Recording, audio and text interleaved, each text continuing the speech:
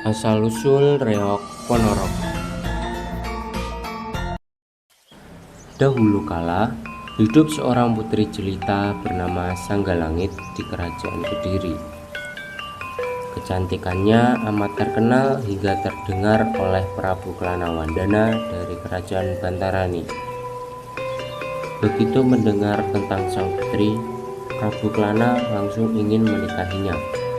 Agar tidak terdahului pria lain, sang Prabu segera mengutus papinya yang pandai dan sakti, Pujangga Anom, untuk melamar putri Sanggalangit. Sang putri menyatakan akan menerima lamaran itu, asalkan Prabu Klana dapat mempersembahkan pertunjukan megah yang belum pernah ada dimanapun. Untuk memikat hati putri Sanggalangit, Prabu Klana menyiapkan 144 prajurit berkuda dan para warok dan pendekar sakti yang berpakaian serba hitam. Tak lupa Pujangga Anom turut mengiringi rombongan ini. Di tengah jalan, tak terduga pasukan Singabarong dari Kerajaan Lodaya menghadang rombongan Prabu Klana. Rupanya Singabarong juga ingin menikahi putri Sanggalangit, sehingga berencana menggagalkan pinangan Prabu Klana. "Jika kau ingin melewati hutan ini, lawanlah dulu pasukanku," ujar Singabarong. "Baiklah prajurit, ayo kita berperang," raung Prabu Klana. Prabu Klana lantas berperang dengan bantuan warok yang sakti Mandraguna. Pertempuran berlangsung sengit hingga para prajurit berjatuhan. Namun, pada akhirnya Prabu Klana dan pasukannya berhasil mengalahkan pasukan Singabarong. Kini kalah pertempuran, Singabarong harus pasrah dengan nasibnya. Konon, Singabarong berwujud unik, kepalanya singa dan di atasnya bertender seorang burung merak. Melihat penampilannya Singabarong, Pujangga Anom punya ide untuk menyertakannya dalam pertunjukan. Berangkatlah iringan yang megah dan tiada duanya ini menuju ke Kerajaan Kediri. Sesampainya di hadapan Raja dan Putri Kediri, pertunjukan pun dimulai.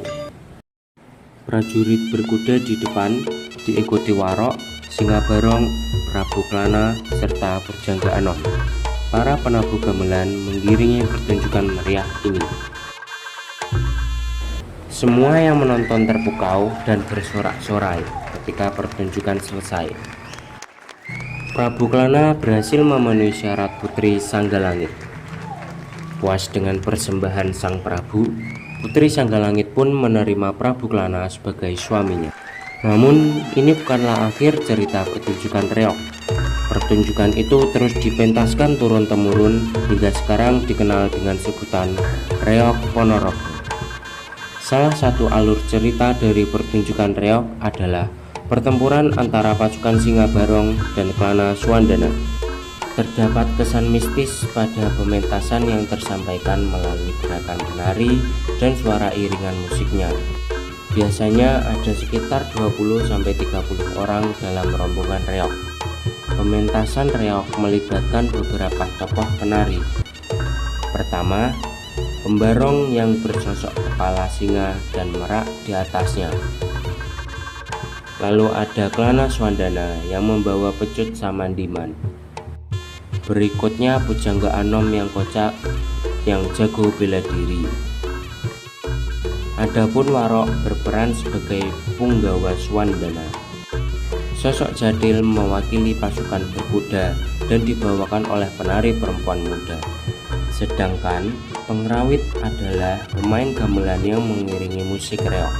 Reog merupakan salah satu kebanggaan di Indonesia, baik di dalam maupun di luar negeri. Disarikan dari beberapa sumber, pertunjukan ini kini juga ditampilkan dalam pernikahan, khitanan, atau hari nasional.